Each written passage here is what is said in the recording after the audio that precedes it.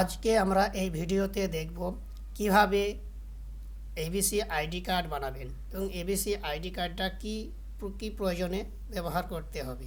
যে সমস্ত ছাত্রছাত্রীরা 2024 সালে উচ্চ মাধ্যমিক দিয়ে কলেজে ভর্তি হয়েছে সেই সমস্ত ছাত্রছাত্রীদের এই এবিসি আইডি কার্ডটি প্রয়োজন, কেননা রেজিস্ট্রেশন করার সময় এই এবিসি আইডি কার্ডটি লাগবে।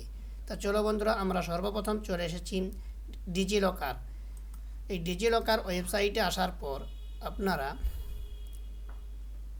দেখতে পাবেন সাইন আপ। এই সাইন আপ বাটনে ক্লিক করবেন। এখানে ক্লিক করার পর আপনাকে এক নামটা লিখতে হবে, আপনার ডেট অফ বার্থটা উল্লেখ করে দিবেন, আপনি মেল ফিমেল সেটা সিলেক্ট করবেন, মোবাইল নাম্বারটা দিবেন, ইমেল আইডি এবং 6 ডিজিটের একটা পিনকোড দিতে হবে। সেটা দিয়ে আপনি সাবমিট করলে আপনার অ্যাকাউন্টটা ক্রিয়েট হবে।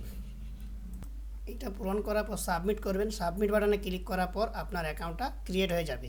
অ্যাকাউন্টটা ক্রিয়েট হওয়ার পর আপনি সাইন ইন বাটনে ক্লিক করবেন। সাইন ইন বাটনে ক্লিক করলে আপনার অ্যাকাউন্টটা খুলে যাবে। এই যে সাইন ইন বাটনে ক্লিক করবেন।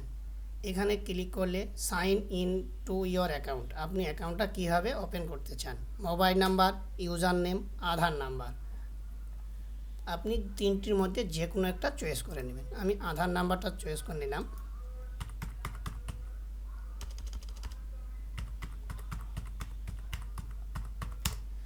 আধার নাম্বারটি এন্ট্রি করার পর নেক্সট বাটনে ক্লিক করবেন।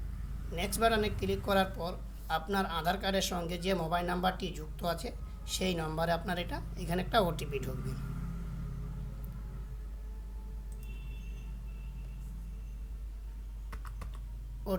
ওটিপির ঘরে এন্ট্রি করবেন।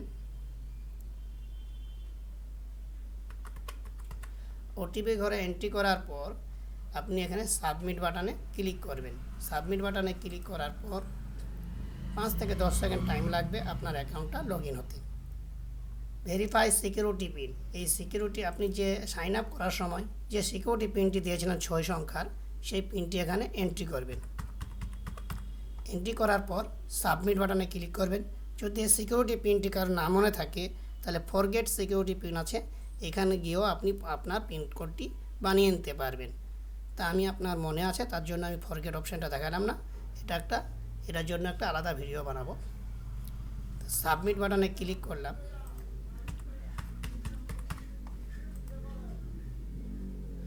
ক্লিক করার পর এখানে একটা লুকিং পেজ চলে আপনার ডিজিলকারের অফিসিয়াল ওয়েবসাইটটা এখানে শো হয়ে যাবে।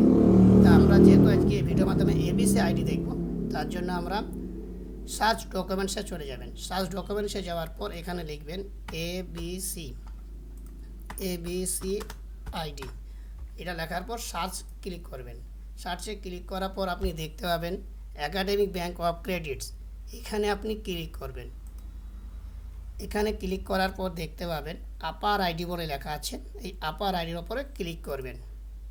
ক্লিক করার পর আপনার নাম, ডেট অফ বার্থ সব চলে আসবে। তারপর আইডেন্টিটি টাইপ, আপনি যদি নিউ ভর্তি হয়ে থাকেন তাহলে নিউ অ্যাডমিশনে ক্লিক করবেন। নিউ অ্যাডমিশনে ক্লিক করার পর আপনার আইডেন্টিটি ভ্যালু, আপনি যে কোনো আধার কার্ডের নাম্বারটা লিখে দেবেন। এটা লেখার পর অ্যাডমিশন ইয়ার, আপনি কোন বছরে অ্যাডমিশন নিয়েছেন সেই বছরটা এখানে উল্লেখ করে দিবেন। উল্লেখ করার পর ইনস্টিটিউট নেম, আপনি কোন কলেজে ভর্তি হয়েছেন সেই কলেজটা কোন ইউনিভার্সিটির আন্ডারে সেটা এখানে লিখে দিবেন। এখানে লিখে দেওয়ার পর এখানে গেট ডকুমেন্ট, আপনি সব কিছু দেখে নেবেন সব ঠিকঠাক আছে কিনা। আসার পর আপনি গেট ডকুমেন্টে ক্লিক করবেন। গেট ডকুমেন্টে ক্লিক করার পর একটু লোডিং হতে আপনার টাইম নেবে। তা বন্ধুরা, আমার এই চ্যানেলটিকে যদি ভালো লেগে থাকে তাহলে একটা সাবস্ক্রাইব করে দিও। তা দেখো বন্ধুরা, এখানে চলে এসেছেন। এখানে আপার আইডি বলে, এই আপার আইডিটা আপনি ডাউনলোড করে নিতে পারবেন। তা ডাউনলোড করে নেবেন। ডাউনলোড করার পর আপনি দেখতে পাবেন একাডেমিক ব্যাংক অফ ক্রেডিটস নাম চলে আসবে, আপনার ডেট অফ বার্থ চলে আসবে, জেন্ডারটা চলে আসবে, আপনার যে ছবিটা আধার কার্ডে দেওয়া আছে সেই ছবিটা এখানে চলে আসবে। আপার আইডি বলে এখানে আপনি একটা নাম্বার পাবেন, সেই নাম্বারটা এখানে শো হয়ে যাবে। এইভাবে আপনারা একটা এবিসি আইডি কার্ড খুব সহজেই বানিয়ে নিতে পারবেন। তা বন্ধুরা বলছি, যদি আমার এই ভিডিওটি ভালো লেগে থাকে তাহলে আমার চ্যানেলটিকে সাবস্ক্রাইব করে দিয়ে অল নোটিফিকেশান বাটনটি অন করে দিবেন, যাতে আমার নিত্য নতুন ভিডিওগুলি আপনারা সবার আগে পেতে পারেন।